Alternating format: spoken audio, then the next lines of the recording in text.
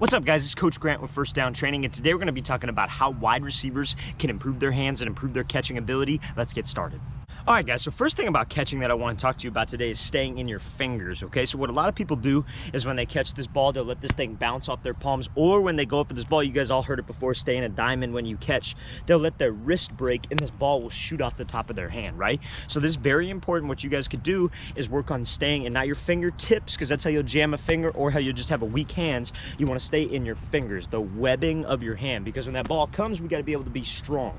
So if you don't have a strong grip, you're not going to be able to do this as effectively. So I would suggest one thing that you guys can do to improve your hands to get better on staying in your fingers is improving your grip strength, okay? So something you could do if you have those things like that go on the ends of like a weight bar where you squeeze them, or just anything that involves squeezing to work on your finger strength, and fingertip push-ups. Those are two great ways you guys can improve your hands, really work on getting a strong, nice, easy grip. So when you catch this ball, it's nice and soft, you stay in your fingers, then we could just secure this ball and go right to the tuck.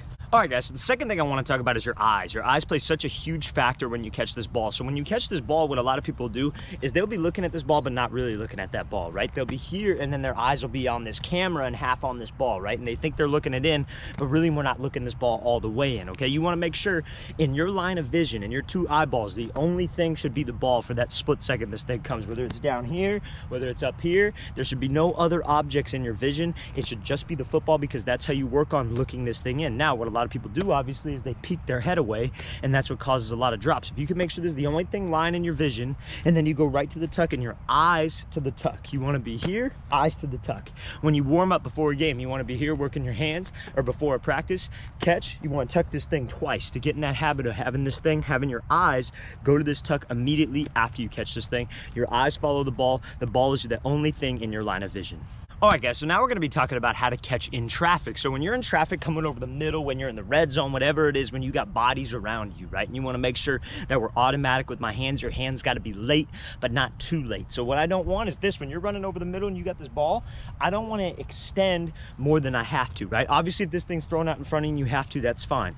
But if you can continue to run and make sure when this ball's coming over the middle and your hands are late, at the last second you throw those hands up to stay in the webbing of your hands, focus on looking this thing in all the way, but being late with those hands, that's how you're going to be more effective in traffic. Because when you're in traffic, you got bodies all around you, and when you stick those arms out, what do you think they're going to do? They're going to hit those arms. They're going to know when the ball's coming. They're going to play that ball without even having to see it. But if you're running through and your hands are late, last second, you make sure we tuck this thing. How you can work that is when you warm up before a game, you warm up before practice, and you're working those hands, quarterback's throwing it to you. Let's work on being as late as possible with my hands. Same thing when you're throwing this thing over the shoulder, right? You got a guy trailing you. I don't want to make this catch. I don't want to be here with my hands like this and go get that ball. I want to wait for the last possible second and be late with my hands, because that gives the DB no time to react, especially when we're in traffic, and especially when we're catching this thing over the shoulder. All right, guys, so the last thing we're going to be talking about is a drill that you guys can do to improve your hands, okay? So main thing is you're just going to be here before practice, before a game. When you're working those hands, you got a quarterback throwing it to you. I suggest the easiest way to improve your hands is to catch 100 footballs a day. Whenever you touch that field, you catch 100 balls before you even start the workout. But when you catch this ball, you got to make sure we tuck it, and I want you to tell whoever's throwing you the ball if you see laces or no laces, okay? What that's going to help you with is really looking in the ball, because a lot of people can catch tuck, but they don't look it in, and then when they're in a game, they'll be here and they'll try to tuck it, ball will slip out, or they'll look away too soon. This is to get your eyes to follow to the tuck. So you're just here, catch, okay, no laces, throw it back, catch. All right, I see laces. Whatever it is, just make sure you tuck this thing. Tell whoever's throwing you the ball if you see laces or no laces.